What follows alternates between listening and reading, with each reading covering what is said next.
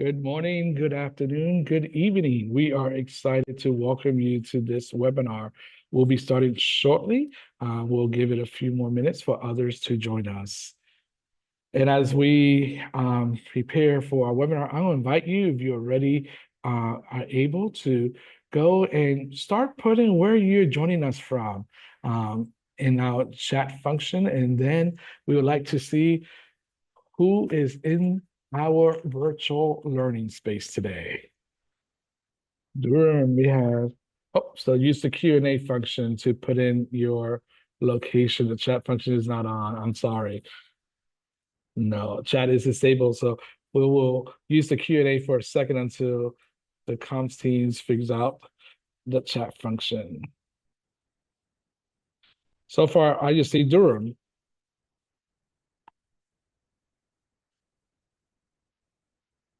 So if you just join us, we're just going to use the Q&A just to share where we're coming from today to join in this webinar. In the Q&A function, you'll see it in the bar in the bottom. Now the chat has been activated according to my comms team. So I invite you to try chat and see if it works. If it doesn't, let me know. Okay, Charlotte, North Carolina, Charlotte, Pittsburgh, Kansas City. And now we have Birmingham. We have Catskill Mountains in New York, Nashville, Minneapolis, Washington, D.C. Wow, this is going quick. Dallas, Lincoln, Rochester, Baltimore, Durham. I'm joining from the land of, oh, it went so fast, Southern California. We are excited to see the places that we're coming from all across the United Methodist Connection. And we're excited that you took time to join us this day. We'll start in a minute because we see that more people are joining us, and we want to give the opportunity for everybody to be fully in the room before we start our time together. East Tennessee, Austin, Angola, Rockford, Illinois, Middletown, California, Pittsburgh, Pennsylvania. Welcome, everyone. It is great to have you all join us. We have around 121 participants joining us in this webinar, and I know others will be continuing to join us. My name is Reverend Dr. Giovanni Arroyo, the General Secretary of the General Commission on Religion and Race. And I am excited to welcome you to this four-session series that invites us to explore racial justice in our constitutional commitments within the United Methodist Church.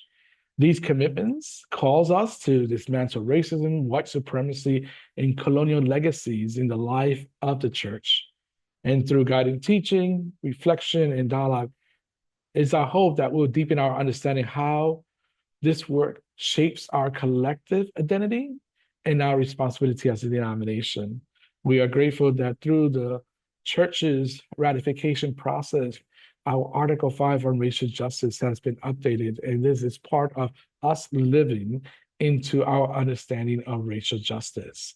And so, as others continue to join, I will begin with scripture and a moment of devotional, and then we will go into prayer, and then I'll introduce our speaker for today.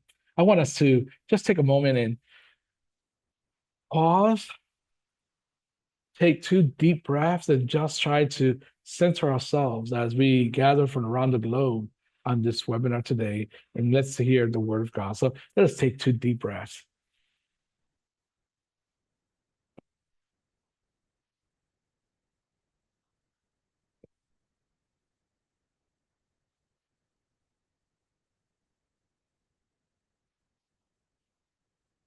Let us hear from the prophet Micah, chapter 6, verse 8.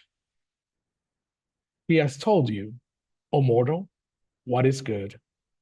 And what does the Lord require of you? But to do justice and to love kindness and to walk humbly with your God. The question, what does the Lord require of us? There are moments in the life of the church where when we are called not simply to reflect, but to respond. And the prophet Micah speaks into a time when religious life had become disconnected from justice. Rituals were being performed, but righteousness was absent. That might sound familiar to you. The people were asking, what does God require? And the answer was not more offerings, not more performance, but a return to the heart of God. Justice, kindness, and humility. And for us as United Methodists, our constitutional commitments are not abstract ideals. They are covenantal promises. They call us to examine the ways racism, white supremacy, and colonial legacies have shaped not only society, but the church itself. And this is not easy work. It requires honesty, it requires courage, it requires a willingness to be transformed. So to do justice is to move beyond awareness, but move into action, to confront systems that harm and exclude. To love kindness is to center dignity, recognizing the image of God in every person. And to walk humbly is to acknowledge that we do not have all the answers, and thank God for that. And that God is still forming us into a more faithful people. So this work is not separate from our discipleship. It is our discipleship.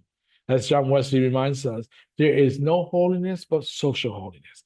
Our faith is lived out in community, in how we build a church where all can belong, not only in word, but in truth and action. So as we enter into today's conversation, may we explore where is God inviting you to grow in understanding? What systems or assumptions need to be challenged within me and within my community? How can I participate in building a church that truly reflects God's justice and beloved community? May this day, as we gather in this virtual learning, not only inform your mind, but transform our hearts. Let us pray. God of justice and mercy, you call us to be a people who do not only speak faith, but live their faith. Help us to recognize where injustice exists. Open our hearts to feel the weight of it and strengthen our hands to respond with courage and love.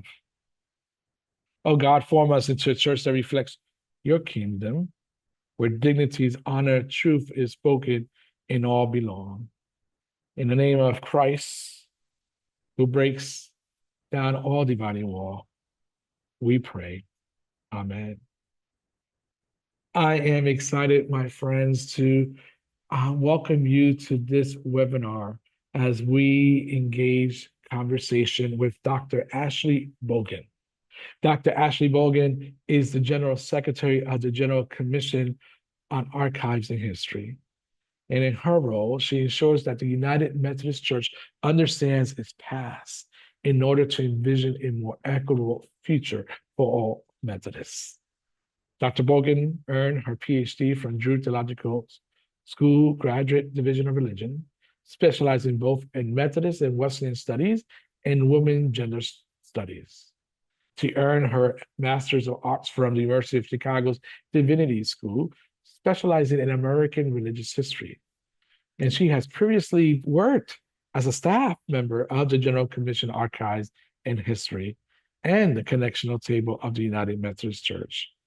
She was the director of United Methodist Studies and assisting as professor of Christian history at Hood Theological Seminary in Salisbury, North Carolina, an AME Zion seminary. And she was director of Women and Gender Studies and assistant professor of religion at High Point University in High Point, North Carolina. Dr. Boggan is a lay member of the Greater New Jersey Annual Conference and the daughter of two ordained United Methodist ministers. So her Methodist heritage and lineage dates beyond this, back to the early 19th century, when her great-great-great-grandfathers were Methodist circuit riders. And so I am delighted that Dr. Boggan accepted our invitation to be part of this webinar today. And I am grateful that she is my colleague as we continue to lead the United Methodist Church during this time. At this time, I would like to welcome Dr. Boggan into our space as she will lead us into today's learning.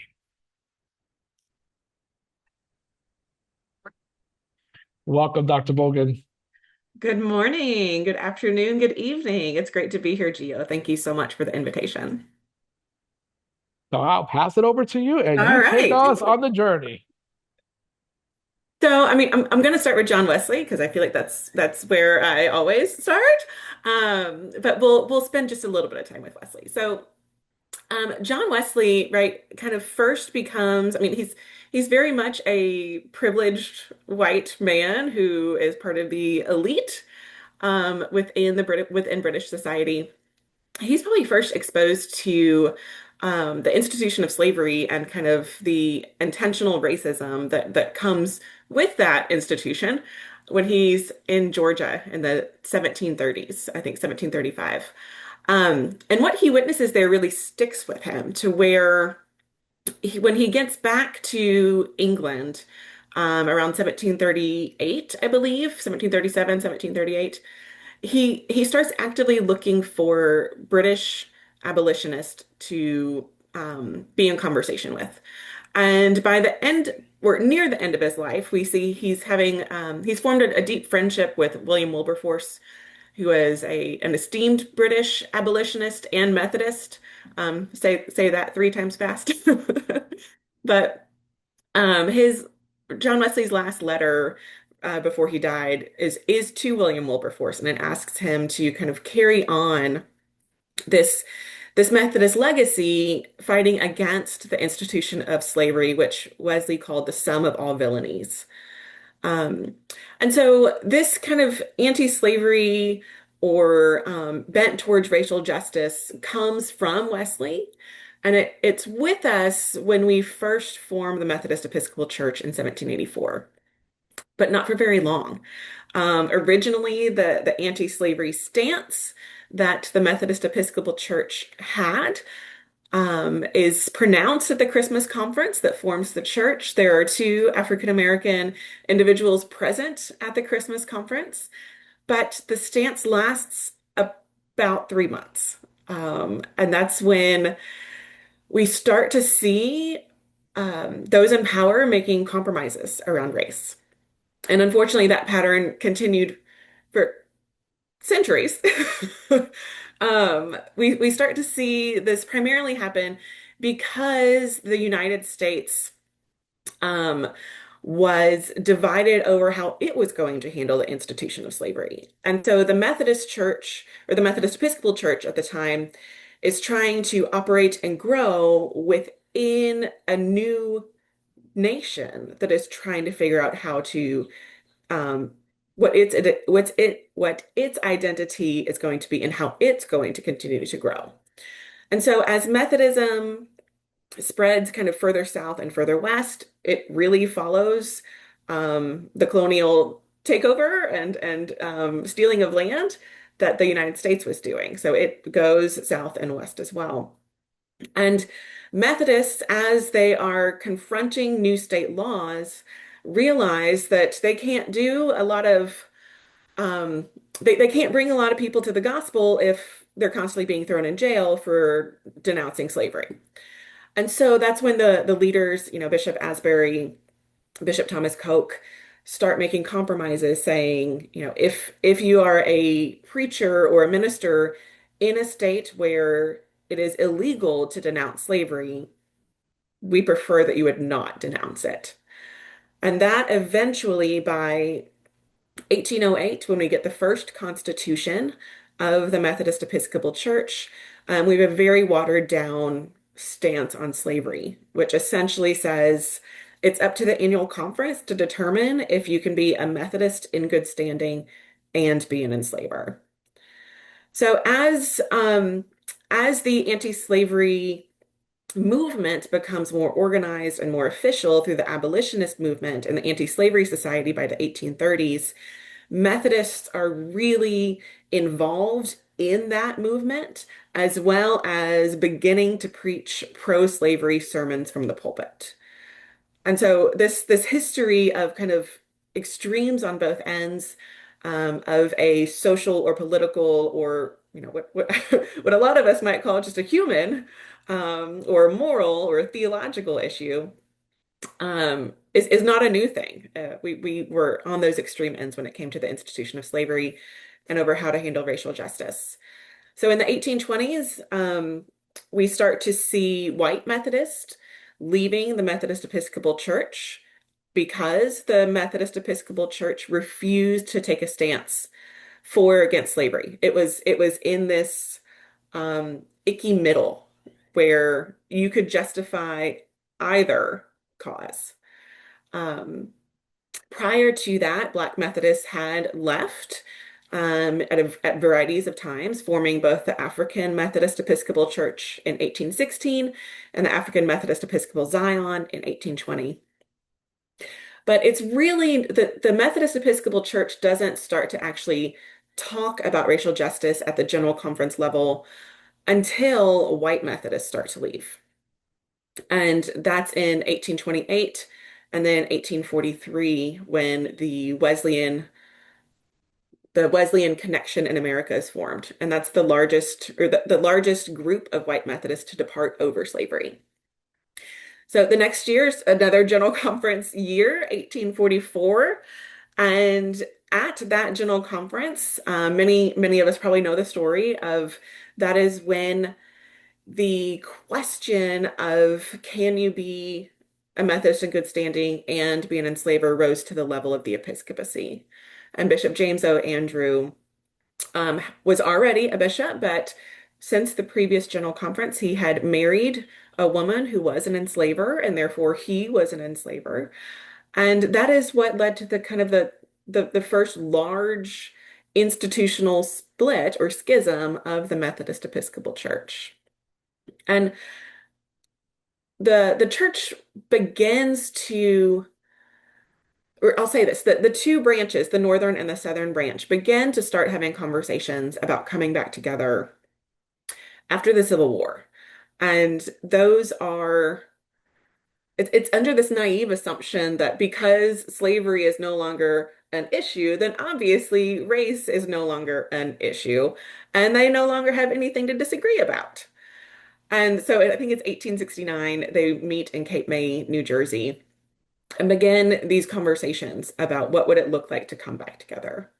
And those conversations take 70 years to come to fruition in 1939. So we can kind of see when you look at the minutes of the conversation, I mean, that's generations of Methodists being involved in these conversations. But when you look at them, it's it's there's rarely theological discussion about what separated Methodists that comes up. Most of it is um, more institutional language about how do we merge? Like, what are the administrative things that we need to do in order to bring ourselves back together? So it's very much kind of like a business merger and not a theological recommitment or a theological discernment about difference. And that gets us to um, eventually in 1939, that the conversations really begin in 1910 through 1920, where we discern the jurisdictional system as the quote unquote solution to the, I think back then it was called the Negro question. And in those discussions, full integration is never on the table. It's always about how are we going to separate and segregate Black Methodists? Is it going to be in their own denomination, like the Christian Methodist Episcopal Church, or what used to be called the Colored Methodist Episcopal Church? Or is it going to be at the annual conference level, or is there going to be some new structure, such as the jurisdictions? And in 1939, we see them adopt the jurisdictional structure, which is still with us today. In 1939, they the General Conference did put all Black Methodists in the central jurisdiction, and all white Methodists were divided according to region. So we see institutional segregation emerge in 1939 and is codified into the Constitution. And while we can get into the various discussions around kind of what happened during the Methodist Church around the central jurisdiction in a few minutes, but when we codified it into the Constitution, that inherently made it really difficult for the conversations that are ongoing now around should we still keep jurisdictions? Because once it's in the Constitution, it's really hard to change. Do you want me to keep going, Gio?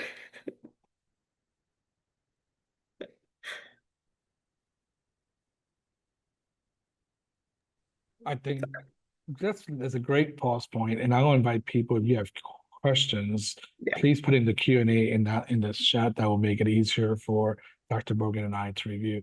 Actually, as you were talking, you said something that I quickly wrote. You said, the conversations that were happening were more about business merger hmm versus theological commitment to belonging. hmm In your opinion, do you think that is some of the status quo approach of how the church still today navigates when we engage in conversations of what it does it mean to be a church that is addressing racial justice issues? I do. I think that we as the Methodist Church, as the Methodist Episcopal Church, the Methodist Church, and the United Methodist Church, we almost idealize and maybe idolize unity and staying together, which theologically I'm all for. But when we talk about unity, we rarely talk about it from a theological standpoint. It's usually from this um, business sense of budgets and numbers and membership roles, and that's what's happening in the lead up to 1939. So some more background that might be helpful. Other Protestant denominations in the 1920s were separating, were dividing into kind of a what we would now call a progressive and a conservative branch. Mm, They used different terms back then. And so other Protestant denominations were getting smaller, and the Methodist Episcopal Church and the Methodist Episcopal Church South saw this opportunity to prioritize coming together and be the biggest. And so, and they'd been having conversations for 70 years that hadn't gone anywhere. And so I think that's when you read the minutes of these conversations, it really is, they actually explicitly say we don't need to get into theological nuance. We need to just unite. And and so when you're prioritizing just this institutional coming together and you ignore the reasons why you separated, um, mm. you're not actually really coming together in any kind of Christian unity. You are, aligning your constitutions, if you will. And I do think that has stuck with us. I think we have a very difficult um, time talking about deep theological disagreements at the General Conference or the bureaucratic level, if you will. Right? Mm. I give thanks for webinars such as this that allow space to do that. But how do we take the history and the discernment that happens in these smaller spaces at the ground level and have them speak to what happens at the General Conference level, where the Constitution can be changed or structure can be reshaped or Mm. reformed to more fit our theology? Right now, our Mm. structure fits probably that of a major corporation, and there are places where our theology does not fully align with our structure. But what I'm hearing is we have this challenge as the church. How do we live into what it means to love God and love our neighbor, Yeah. um, and not let the institution, the institution as a power holding space take over what our mission is, and Mhm. and that tension that exists. There's some questions I want name, Okay. and then we're gonna move forward because I think one of the questions is gonna lead later. But one of the questions is the Methodist Episcopal Church and the African Methodist Episcopal Church collaborate once they had separate denominations. Um, Early on, yes. So, and I saw another question pop up about Richard Allen in 1787. So there's about uh, I can't math this morning. 1816 minus 1787, whatever that math is. 30, we're gonna go 30 years. There's about 30 years of um when Richard Allen leaves St. George's in Philadelphia, because of the racist acts that happened to him and other Black Methodists in that congregation, they don't immediately form the AME.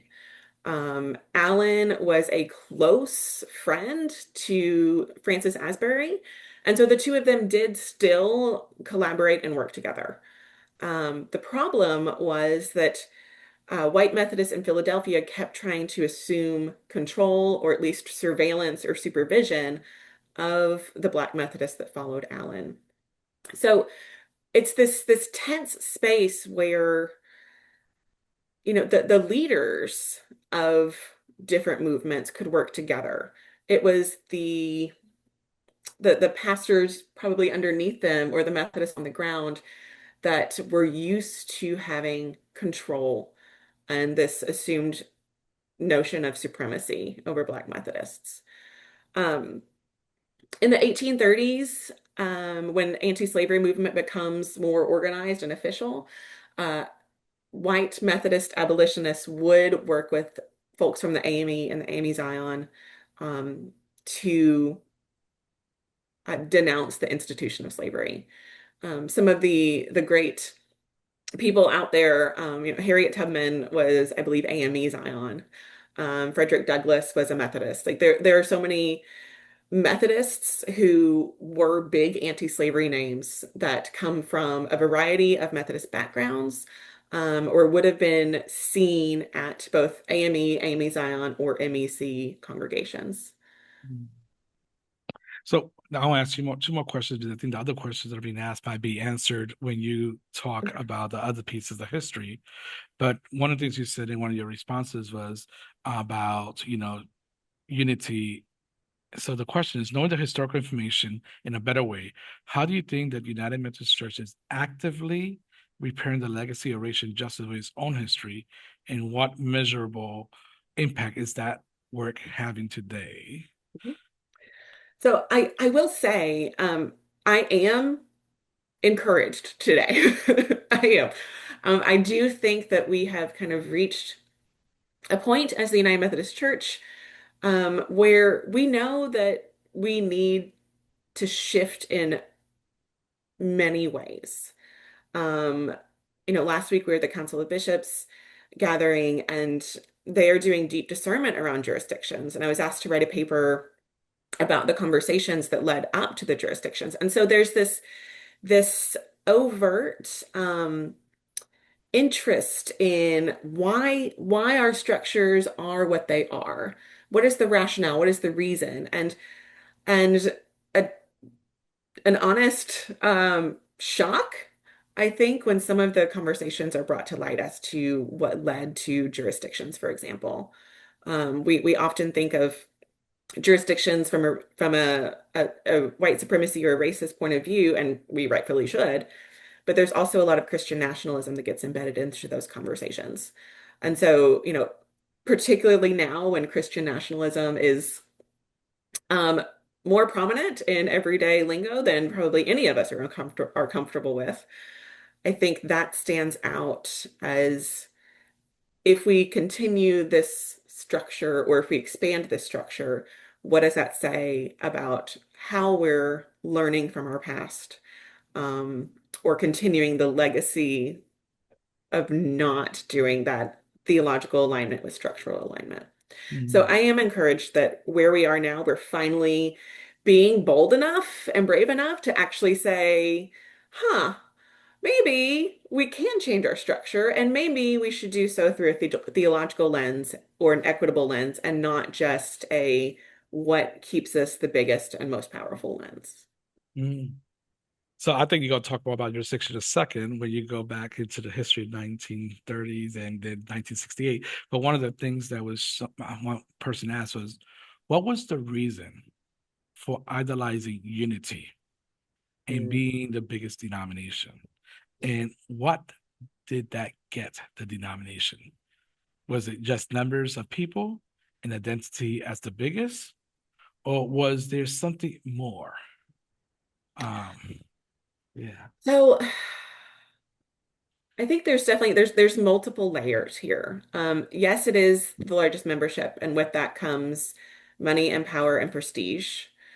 Um, I also think that Methodists in the early 20th century had finally become respectable. Um, and I forget which president it is. I want to say it's Theodore Roosevelt, but I feel like that's not right. Um, there's a wonderful quote from a president who addresses General Conference and says, you know, in the United States, there are three political parties. There's Republicans, Democrats, and Methodists. And we liked having that voice, right? Kind of that closeness to those in power. And when you look at the conversations of the um, Committee for Unification. It has a longer name than that, but we'll call it the Committee on Mm, Unification. It's like 12 people or 25 people. No, apologies. It's 50 people. It's 25 from the north and 25 from the south. And only two of them are black. And mm, but when you look at those conversations, this is in the middle of World War One, and it's largely before the United States has entered World War One. And that's where we see this nationalistic language emerge of Methodism needs to come together because we are the epitome of Christian manhood and citizenship. And if we can't come together and make some sort of moral stance for the nation and the world as to what being a good American citizen means by being a good Methodist, then what else are we going to do? So there's mm, this like global conversation that's going on with World War One. There's this national conversation that's going on around citizenship and manhood and all of these other things, all of these other really problematic ideologies that we're shifting.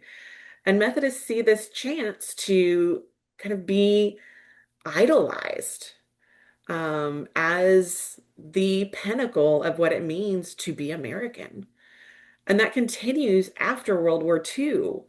Um, you know, one of the stories that I was genuinely shocked by when I first read it. It's from Amy Laura Hall's book, Conceiving Parenthood, which I believe it's 2010s-ish. mm, Um, she talks about the Methodist Family of the Year. In the 1950s, uh, the Committee on Family Life starts electing a Methodist Family of the Year and puts them up on this pinnacle as the prototype that all Methodists around the world should strive to be. And it's this, of course, you know, think of Leave It to Beaver family, right? It is a white, middle class, suburban, dad working in some sort of government relationship, mom staying at home, multiple kids, dog. It's this very specific life that very few Americans had. And so we start to see this bend towards being not only kind of a Christian ideal, but an American ideal, which propped Methodists up in the world, according to themselves. mm. That was a very long-winded answer to that question. No, no, no, no. I think the next question will lead into you continuing your sharing of your learning. One as you're talking about making changes in the establishment of jurisdictions, that will bring us closer to real connection. The question was, are we making changes in the jurisdictional structures that will bring us closer to real connection? And I think as you talk more about jurisdictions, that might provide some directions around that. As Yeah. well, the question that also I think in your next part of your teaching will be is like how our theology doesn't align or does align to our structure. So In 1939, the Uniting Conference approves this jurisdictional structure. The 1940 um, General Conference forms the Methodist Church, and that is when the central jurisdiction is kind of first put in place. And immediately at 1940, right? So as soon as it's formed and put into place, there are protests against it. It is important to note that no Black Methodist delegates at the 1939 Uniting Conference voted to support the central jurisdiction. So this was very much a white um, control way of dealing with what they perceived as the race problem.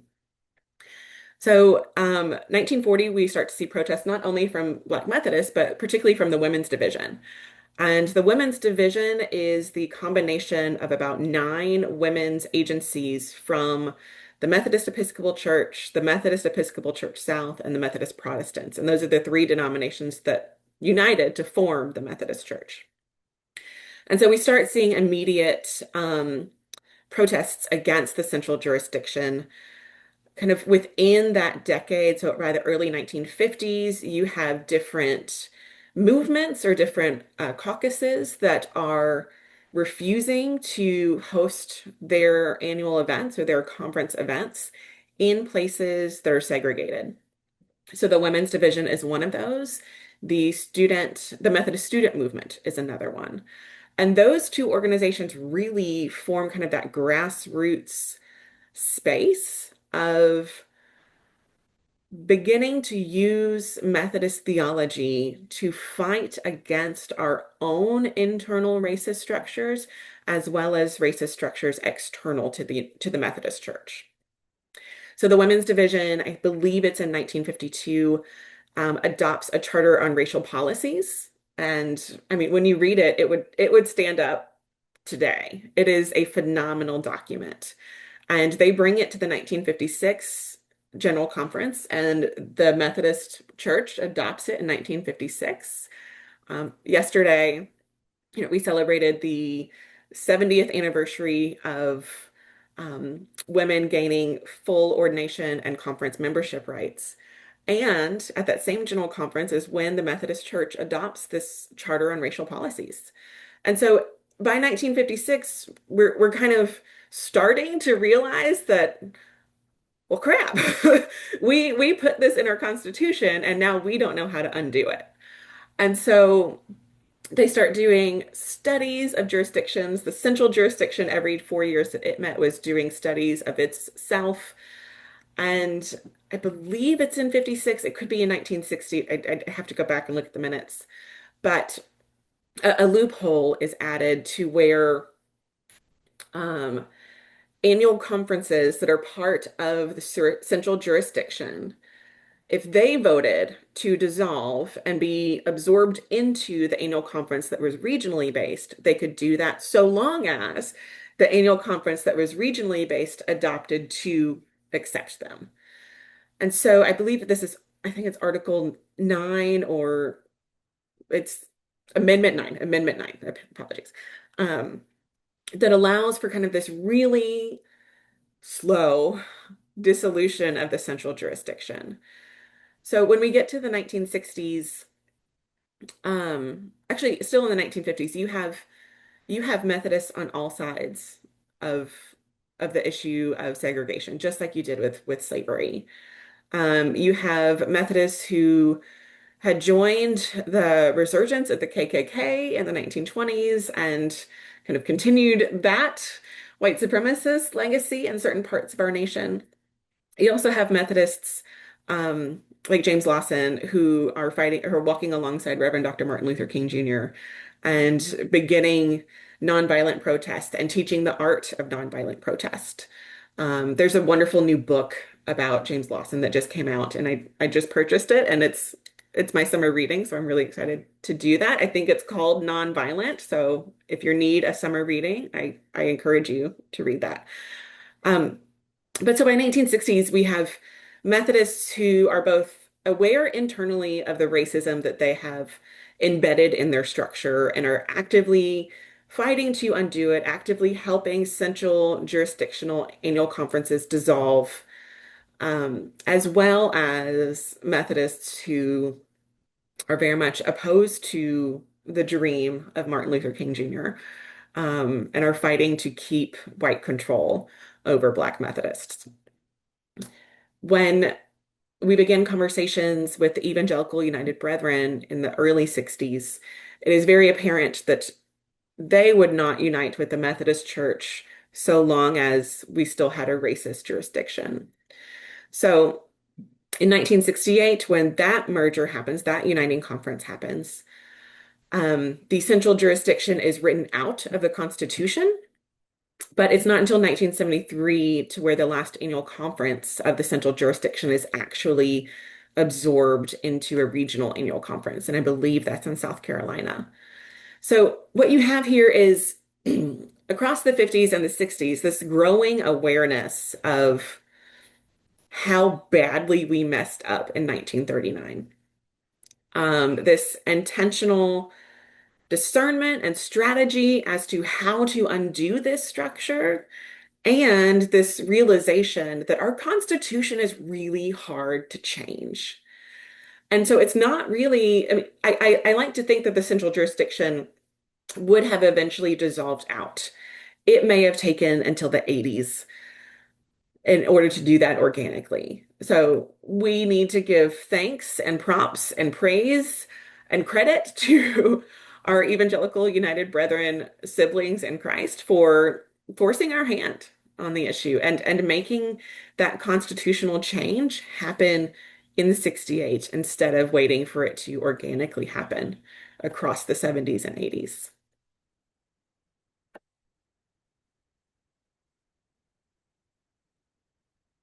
Thank you, Ashley. One of the questions that you answered, but I think it would be good to just rename it so that people Mhm. hear it.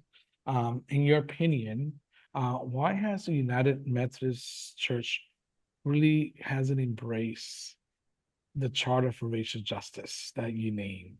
Um, in your opinion, because So the Charter for Racial Justice has been updated and brought back to General Conference time and time again. And I think this is one of those places and spaces where it's really hard to communicate some of the pronouncements of General Conference down to the local church level. Mhm. An example of that is our social creed. We are not a creedal denomination.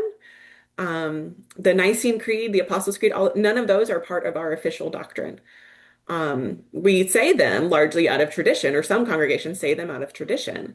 Our one creed is the social creed. And when you read its original preamble, it's meant to be read every Sunday to kind of identify who we are as Methodists and United Methodists. But we don't really do that. And I think it's the same with the Charter for Racial Justice or the Charter for Racial Policies. It's it's almost seen as this kind of pronouncement at the top that really isn't discerned at the local level to talk about what does this mean theologically for my local church? What does this mean about how my local church is supposed to interact with my community and stand up in my Mhm. community as a witness against racial injustice?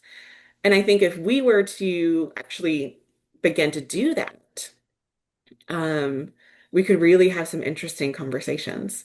I don't remember the last time the Charter for Racial Justice or racial policies, I don't remember what we call it anymore. Racial justice. Historically, it's Racial racial policies. justice. I think it's racial justice now. Yeah, sorry for racial justice. I don't know if it was updated at 2020, 2024. Um, and so Mm. it's one of those things of I feel like it's almost gotten routine, like other resolutions to kind of casually update and pass en masse in Mm. consent calendar instead of really highlighting some of the amazing theological stances that we do take as the United Methodist Church. Because we do. We take some bold stances, but we're almost scared to say it out loud because people might hear it. Um, Mm.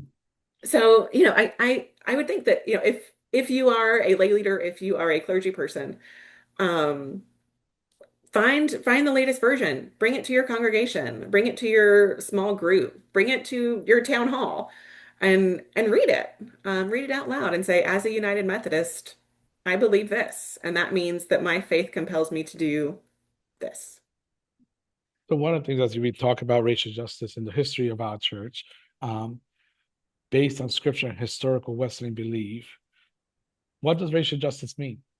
Um, how can we move to that goal? So with Wesley, Wesley was an Arminian, um, or he upheld Arminian theology. I'll say it that way. Which was, when you really look at it, it was a stark break with how he was raised and with the Church of England. His mother was Puritan, so as much as I love Susanna Wesley, she was Puritan, which means she was Calvinist and believed that God's grace was only given to a select few people. When John Wesley is going through his education at Oxford at Christ Church in Oxford, as well as when he's in conversation with German Moravians on the way over to Georgia, and with all of these other folks, um, he's exposed to Jacobus Arminius and his theology, and really begins to adapt it, and that's what makes John Wesley stand out as a radical within the Church of England, because the Church of England, right, largely kind of held this wishy-washy space, but most people back then would have been used to God's grace being limited. God's grace being something that you had no control over, that you had no agency in. And Wesley, not only through kind of the reason and his reasoned learning and exposure to other theologies, but I think also through his experience, sees that God's grace is actually available to everybody. And we do have agency in that. It's up to us to acknowledge God already working in us and let God shine through us, let God's love shine through us. So, I think that that is one of the main theological differences that made us stand out in the 18th century, particularly because we walked around talking about universal salvation for all people and about human agency. And if you were standing up for those who were different from you or than you in the 18th century, that's showing that you are embodying God's love and that you are taking on this more Arminian understanding of salvation instead of a Calvinist one. In today's world, I feel like we've gotten away from language of elect and not elect, which is good. Mm. I like to hope that most of us think that God's grace and love is available to all, for all, and through all. Um, and but that is still at the core of our theological message that God's grace is not limited to anybody, no Mm. matter your age, your race, your national status, your ethnicity, your gender, your sexual expression, your gender identity. Like you can name any qualifier. God's grace is available to you. Full stop. Thanks be to God. Yes, exactly. Thanks be to God. One of the things we've been in this, I appreciate the conversations that happen in the chat, in the Q&A, and how people are also providing some resources of, as you talk about the racial charter justice, and That's awesome. we could send an email afterwards to everyone who registers so you know where to find the Charter for Racial Justice, where is the social creed of our church, and other things that are being named Yes, please. during Ashley's conversation. Ashley, sometimes the challenge of the church is that we become US centric, and that a Yes. lot of our conversations is about we, and the we is really the US, United States, and not an inclusive table that is welcoming our siblings across the continents that we are doing ministry at. So one of the questions that is being shared is like, as we think about the question about unity in jurisdictions, how is that being received by United Methodist regions outside of the US? Are there concerns that racial justice in the United States is a US-centric question? And so how can it be relevant in entire denomination? And I could answer part of the other part of the question, as we've done some work on tribalism, etc. But what Yeah. is your thoughts about that? Um, so I'm not hearing as much as I think I was a few years ago about should we expand jurisdictions outside the US. I can't say that those conversations aren't happening. I just might not be privy to them. Um, but I know that one of the rationales for keeping jurisdictions in the US and potentially expanding them has to do with the episcopacy, because it's where we elect bishops in the Hmm. US. And that, I don't know if I want to call it a privilege, that structural space is not offered to what was previously known as the central conferences. And so if the question really is, if we're going to be, if everyone's going to be a regional conference and there's supposed to be equity in the structure now, then why does the United States still have jurisdictions under that? So at one point it was being asked, do we expand jurisdictions to other regional conferences to allow them to elect bishops differently? Um, or do we in the US need to rethink about how we elect bishops and maybe perhaps learn from our non-US siblings in Christ as to how they elect bishops? I mean, we can get into a lot of things when it comes to Episcopal elections because there are also, re-elections and term limits and stuff outside the US that we don't have here. So, um, I I think that until our structure is the same across the board, we're going to still come back to these US centric conversations. I mean, that was one of the points made last week at the Council of Bishops was, um, we did a whole paper and panel on jurisdictions, and it began, I believe, with Bishop Ruckert, who was like, "This is a US thing. Like, we don't have jurisdictions outside of the US, so y'all need to have this conversation on your own." And that's true. Hmm. But also, like, it's part of it is part of the Constitution of the United Methodist Church. So we need, if we're going to try to change it, we need to all have a rationale as to Wrap it why to up. do that. And it's we need to provide space for US United Methodists to actually learn about how others operate structurally. I don't think many United Methodists know that the structure is different in Germany or in the DRC or in the Philippines. And so until we make that the norm, things are going to keep coming back to this US centric space. So I don't know if that was an Yeah. answer to the question, but Well, it brings other questions, as we think about regionalization. And yeah, now that regionalization is coming to play, does that even create more of amplification of how the structure differs and how do we learn those structures, right? yeah, And where are the similarities of how do we create contextualization of ministry, but still connectional in yeah, our who we are as United Methodists? One of the things that was asked in that question that I will provide to answer is like, is the racial justice issue only a US centric issue? G-Court just had a roundtable with African bishops because the concern of tribalism is so big in the African continent. And right now, we also are dealing with xenophobia across the world.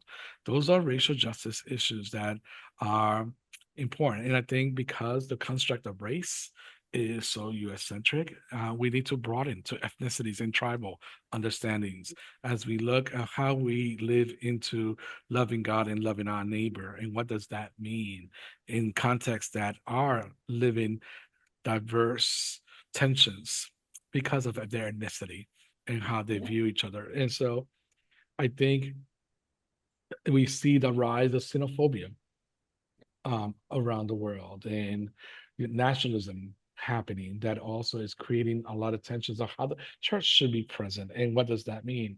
And part of the challenge of some of us in the church has been the way that we embrace is through assimilation, that we tend to then try to help people be like us and not acknowledge the imago Dei in the fullness of who God created them and how they live the expression of God in them.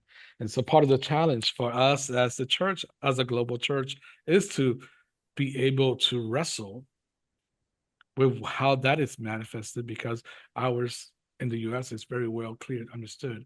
But racial justice is a a reality across our connection. And the African bishops has named and said we need help to address the issues of tribalism.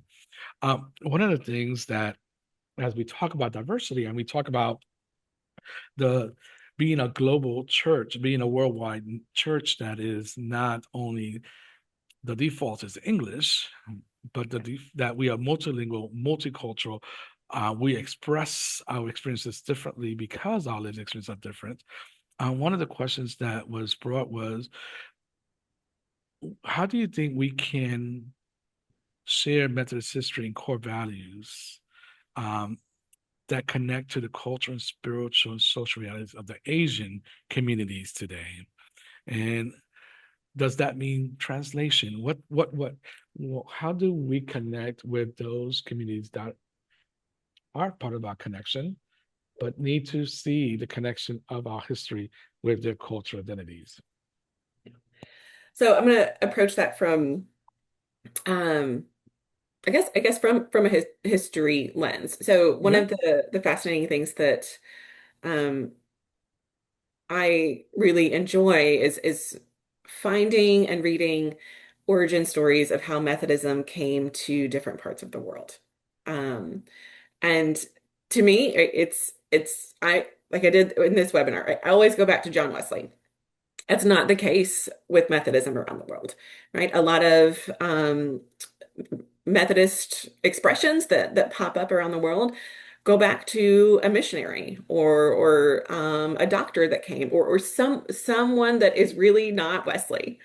And I think we need to find what we, being US centric folks, US folks, need to open up our ears and close our mouth a little bit and hear about other origin stories. And um, I was having a conversation with one historian. They're like, yeah, but that's not a Methodist origin story if it doesn't go back to Wesley. It's like, no, it is. It's a different origin story, but it still is very much an origin story of how Methodism was planted and watered and growed and nurtured and all of these things. And so we have to get out of this almost, what's the right word? Well, I'll just say box. I mean, we have to get out of this box of it has to fit this, or else it's not valid or it's not real. And so when it comes to uplifting those stories, we also have to be willing to um, for us to be the ones in need of translation. One of the lovely things that we're trying to do at Archives in History is gather stories of Methodism emerging around the world, and to do it in the person who's telling the story, do it in their native tongue because that's how the story makes the most sense for that context. And it should be up to us as, the archivist to translate that. Kind of in communication to make sure we're getting it right, but to do the work of translation, but to honor the voice and the expression and the way that the story is told of an origin of Methodism in a space in that space's native tongue. Again, I don't know if that actually answered the question, but This question and some of the questions I'm reading in the chat also makes you wonder for a future webinar to look at how we have utilized or used race or ethnicity as a way to say we'll give you self-determination, but really it was a strategy to empower more the white United States perspective because the United States was growing to be more diverse. And so by giving self-determination, we losing the power. And so like we have Hispanic, remember we had Rio Grande at one time, we Mhm. had, and when we looked at one time when Latin America was part of our connection. And then so it would be interesting to see how throughout time how this happened. It'll be an interesting conversation. That's not for today, but the questions that I see is making me ponder Yeah. the deeper realities of how we have dealt with the diversity that was growing, Hmm. and how do we as a church navigated some of that, and what has been the painful histories Yeah. of. of those communities. I mean, that makes me think of one of my favorite things about this role is I'm just an adult student, and so I'm constantly reading and learning new things. And a few years ago, I learned of comity, COMITY, and I had no idea what that word meant. But it's this oh, what do I call it? I guess this framework that is developed really in the 1920s-ish, where Protestant groups came together, white Protestant US groups came together, and essentially, instead of competing in various parts of the world with one another, they would just divide up land. So in Puerto Rico, right? Like they looked at the map of Puerto Rico and they're like, all right, Methodists are going to have this quadrant, Presbyterians, you take this one, Lutherans over here, and Episcopalians over here. And there's no conversation with Puerto Ricans about one, do you even want us here? And two, Hmm. like, do you have a preference as to which expression of faith is here to colonize you? Like it's Yeah. and so Yes. that notion of comity is another expression of that. And we even did it internally too, as urban centers developed and became more diverse. So thinking about Manhattan, there was a comity agreement within Manhattan too, to where Methodists would take certain blocks or certain neighborhoods and Presbyterians others. And it's this um it is kind of a way of almost controlling difference or mediating diversity, if you will, from and Hmm. ensuring white control over emerging spaces that are diverse. Yeah. Hmm. So, Yeah, and you name a real reality in the Caribbean of comity. I didn't know the term because I know the history yeah. of dividing the lands in quadrants, and the Catholic Church had the whole country, but then the expressions of Protestant faith was throughout the different regions, Yeah. and so that's why you see in some areas a strong Methodist presence, while in others are not because Yeah. of that. And so there is greater history about how Yeah. we have used, and it was in the name of evangelism that was used to Uh-huh. avoid evangelism that was conflicting with other Protestant groups in different places. Um, Yeah. there is great questions that have been posted on the piece. I think the last one, because I know I want to honor your time, Dr. Boggan, is to think about what you shared. I think there's a lot of questions about, the jurisdictions and all that in Africa and the resources and all that. And I think that's a conversation about regionalization, Mhm. that I think will be great for us to engage in about what does regionalization mean as we look at moving into this new chapter of our Methodist history. What does that mean for us to share resources? What does that look like? And etc. And but you named it earlier. We as a church have strong theological statements. We do great work as being prophetic, but there's sometimes this disconnect between our stances and how we live it out on the base in our local communities, in local congregations. What will be, you gave already an example, start reading these and make it contextual in your communities. What does that look like? But what will be some things that you invite our audience today that they could take back and say, okay, where do I start in my local church? What could I do? Yeah. What would be those advice that you provide them? Ooh. I mean, I would say, tap into the connectional system. You don't have to start from scratch. You know, Religion and Race has resources that you can use to train yourselves in a small group or your community how to do this work. United Women in Faith has resources. Church and Society has resources. Archives and History, we have courses that can provide you the history, but we rely on our other connectional entities to provide you kind of with the practical how-to as to do that. And so that's where I always tell people to start. I'm like, you do not have to figure this out from zero. There are a variety of tools available to you at your disposal to where you can grab them, read them, and experiment. And that's another thing that I would say, you know, you don't have to be perfect in your first attempt. And Um, Failure is okay. It has taken me a long time in my adult life to admit that failure is okay. It is whether or not you give up and, give in to failure or try again. And John Wesley failed over and over and over and over again, which is one of my favorite things about him. But he constantly reflected and tried again.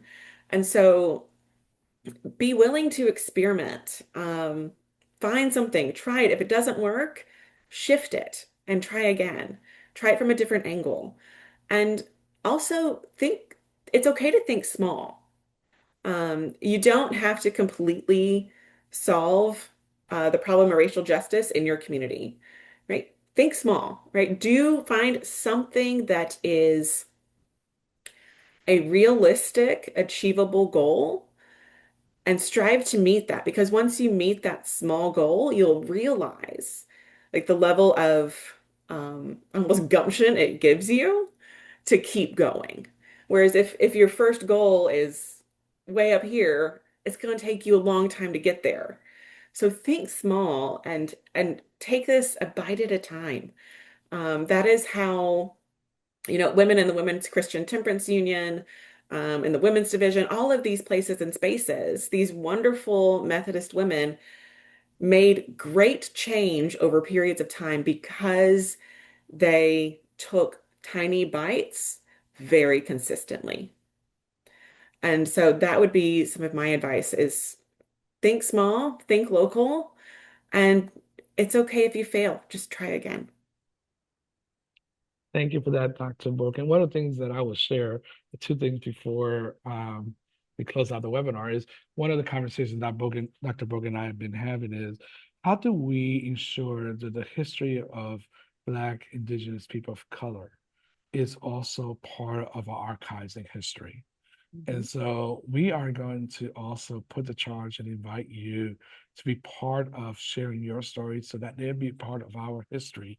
So Yeah. decades from now, others who are having conversations, hopefully not the ones that we're having today, but to see who were the pioneers who led this movement to be the church that is in that time, they could find the stories of BIPOC communities. And so we will continue to work with Archives and History to figure out a way that the stories and the history that we are also honoring is not just one perspective, but it's the diversity of who we are as Yeah. people called Methodists. Um, as we continue this work, I am grateful to Dr. Ashley Boggan for taking time to just give us a glimpse of Yeah. what is our racial justice in our Methodist heritage. I just saw in the chat, it's so funny because we have Reverend John Efford in the chat. And one of the resources that we were going to name right now was that we did two resources, and it's about Our Hearts Are Strangely Lukewarm, which is part of the Such a history good of the book. church. So GCOR has a book study around it that we're going to invite you to just could be a first step for you to do. And then we also have an online course that you could partake of that is available and it's a discount. So you will see in the chat in a few seconds those two resources there.